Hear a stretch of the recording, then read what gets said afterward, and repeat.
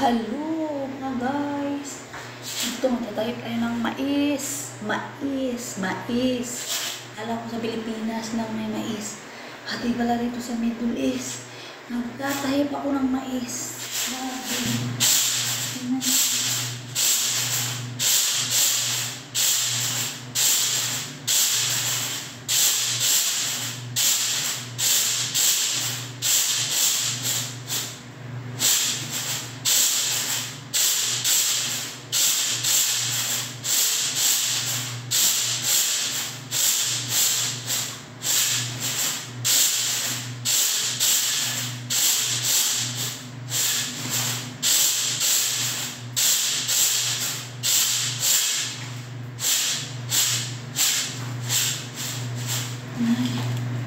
Ayan, pipilian.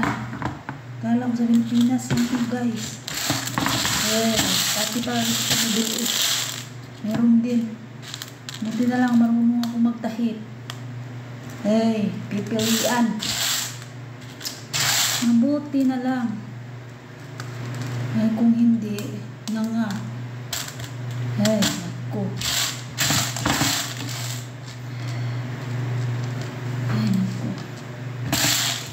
Bago na yung employer ko mga guys. Nag-change na ako ng employer.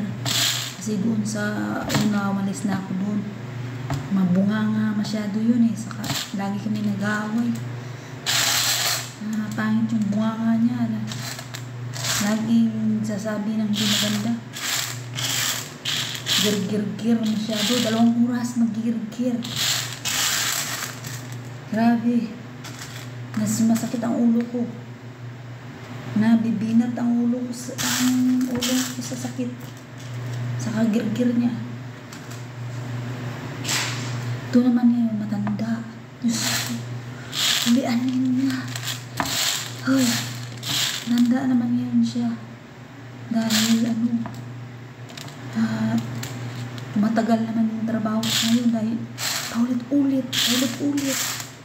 Ay, ako. Ano ba naman? Talaga ate. Ay my God. Paulit-ulit. Pero guys yung kasi gumawa sa akin, yung mismo may-ari ng agency. Yung agency nila,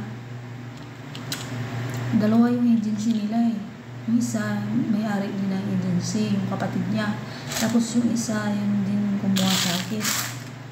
Ngayon, yung isa na agency na yun na hindi kumuha sa akin, inorient niya ako mga guys. Grabe, 1 oras na orientation. O hindi. Sige lang kong smile. Sige lang kong tango. Ganon lang ako. Sabay smile. Bandang huli, nayari din. With matching thumbs up, and I wish ko kung maging maayos yung trabaho ko, meron daw akong matatanggap na gift. Take note mga guys, gift from him. Gift, ano kaya yun? Surprise. Tapos sabay kindat yun aywa, gano'n hindi ako marunong kumindat eh. Mabait naman siya. Mabait silang lahat kasi puro sila professional. Gen 12 silang magkakapatid. Puro sila may katungkulan sa government. Tapos yung 2 sa agency, may agency sila yung owner. Yung agency na yun, kumukuha sila ng mga iba-ibang lahi, iba-ibang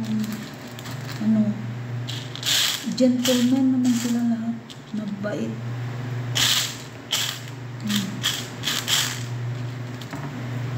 Laki-laki na ang mga bahay nila dito. Sko, alam niyo ba ang bahay mga guys? Ang lalaki. Diyos niyo, Marimar. Parang palasyo. Ang pinaiba lang doon sa dati kong trabaho, ito, nasa down floor lang ang nilinis ko. Hindi na ako naglilinis sa 2nd floor, sa 3rd floor, wala na nun. Down floor na lang ako sa baba. Tapos yung matanda, yung sigaso ko. Kasi matanda na nga siya. Ginagawa ko sa kanya kasi marami siyang sakit. Sakit ng tuhod niya, masakit ang paa niya, masakit katawan niya, masakit ang balakang niya. Namamaga ang mga guys yung paa niya. Swelling, swelling foot. Yung ginagawa ko ngayon, minamasad kong pataas. Nawawala siya pero bumabalik. Wala naman ang sinabi lang ng doktor ko, sabi, mayroong kolesterol, mataas ang kolesterol at saka yung blood pressure tuloy. Pwede rin. Tapos meron siyang parang ulcer yata kasi sa Arabic yung ulcer, amalia ang tawag. Diba, lumalaki ang sigmo. Sabi, pag nakakain ng mga maanghang, ganun. Pinainom nila ng kape. Nawala yun, diba? Coffee. Bumalik ulit yung paa niya. Imbis na umimpis na yung maga. Pero wala kasi masyadong, di katulad sa Pilipinas atin na laboratory lahat i-check. General check-up. Sa kanila kasi wala Kung ano lang sasabihin ng doktor, isa lang, dalawa, tatlo, ganun lang. Pero alam mo, suspect ko talaga mga guys, meron siyang kidney failure. Kasi maga yung mga paa niya, manas. Namamanas yung mga paa niya. Sa urine, pwede rin sa urine niya, di ba? Sa ihi or something, na infection siya. Wala siyang iniinom na gamot Iniinom niya lang yung parang sakit sa ulo yun. Another Fanadol. Saka yung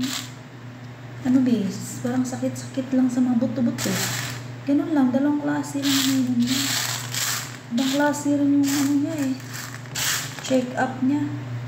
Hindi naman ako doktor. Kung doktor lang ako, alamin ko kung ano yung iba niyang sakit. Kasi hindi ko alam nun, ang ginagawa ko na lang, minamasad ko na lang pataas. Para sa ganun, kung sa ihi yun, iihiin niya na lang, ganun. Para mabawasan, maibsan yung mga sakit. Hindi siya masyadong makakilos kasi dami niyang naramdaman sa katawan. Nakakaawa din yung matanda Grabe. Tapos sabi pa sa akin kung gusto ko raw mag-asawa, paasawahan daw nila ako ng Arabo. Hala, baka may isa pa siyang anak na walang asawa. Kasi yung mga nagsabi sa akin, yung mga magkakapatid, OMG.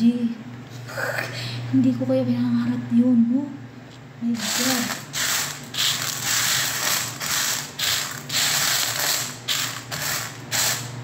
Pag-aasawahan daw nila ako ng Arabo.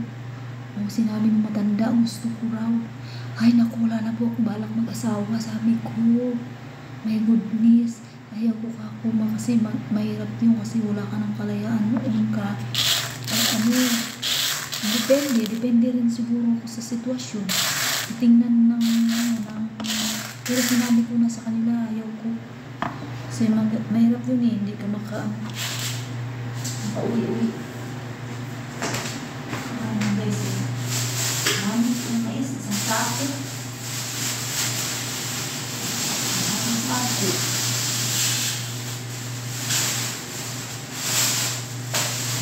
Tapos,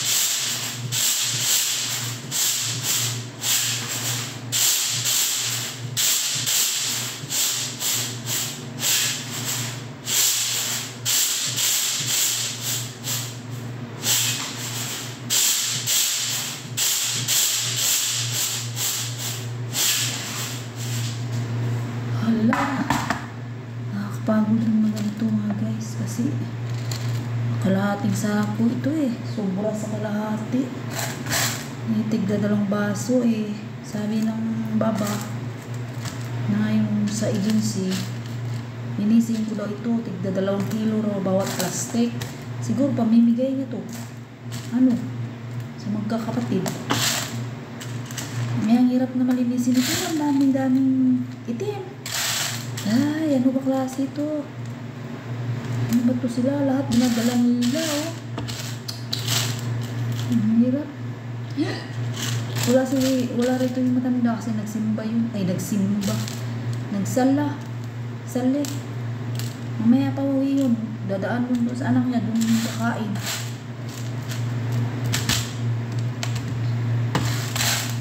Hindi na ako nagluluto mga guys. Hindi ako nagluluto, naglilinis lang ako. Madali lang linisin kasi malinis na ang bahay. Tapos lalaban ko lang yung damit lang ng matanda. Pero siya rin naglalaba. Dahil yung washing machine niya doon sa kwarto niya, doon sa kabilang CR niya. Siya yung pagkaligo niya, nilalagay niya na agad sa washing machine. Kukunin ko na lang, sasampay ko na lang. Hindi katulad doon, mamamatay ako, maglalaba ako ng tig 2 oras. Tapos mamamalansya ka pagkayari. Ay, Diyos ko. Sumasakit yung tuhod ko. Dami kong lilinisin. Tapos may gir-gir pa. Ngayon, okay lang kasi relax lang ang trabaho ko. Wala akong masyadong trabaho na mabigat. Ngayon, ang trabaho ko lang. Kasi umulan nga. Binuhusan ko ng tubig yung sa labas. Gilinis ko kasi maputik. Ay, kung hindi maulan, nagwawalis-walis lang. Ganun lang ang trabaho. Na mahangin. Nakakalanghap ka pa ng hangin. Fresh air. Isa doon, sa loob ka lang ng bahay. Hindi ka nga makakalabas kahit silip lang. Dito, malawak ang playground. Nakakasilip ka ng mga kapitbahay mo. Tapos, may sarili akong bahay na tinutulugan. Maliit lang siya, pero maayos naman kasi may CR, may kwarto. Tapos kahit sumayaw ka lang mag-isa, walang magagalit sa iyo. Eh, doon, may kausap ka lang ng konti, sisigaw na kaagad. Ano klase yun? Yari ka lang magtrabaho, rest time mo na.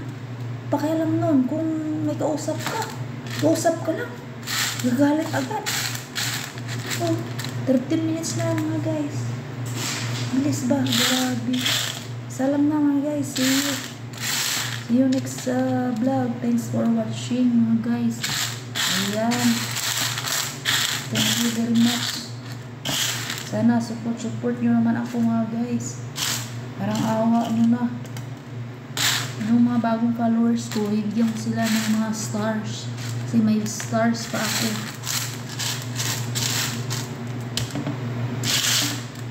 Ano lang, share and follow lang kayo mga guys. Para lahat tayo ay aangat. Naku. Grabe.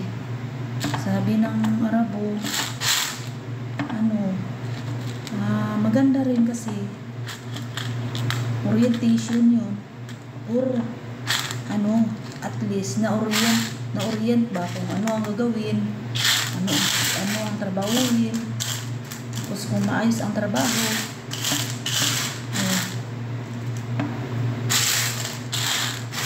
Alam mo, wala mga guys, nakita ako si mama ang tawag ko sa kanya, yung ganda, mama. Hala, nagbibigay siya ng mga hadiya. Nagbalot-balot, nagtatali-tali na siya ng mga pera, mga guys. Ang dami! My God! Talagang yahan ng lola mo. Makaambit kaya tayo noon. Ay, grabe mga guys. Nakita ko talaga isa niya. Grabe, akala ko ano yung dala niya, isang tray. Kasi 12 yung anak niya eh. Ang daming pera mga guys. Grabe.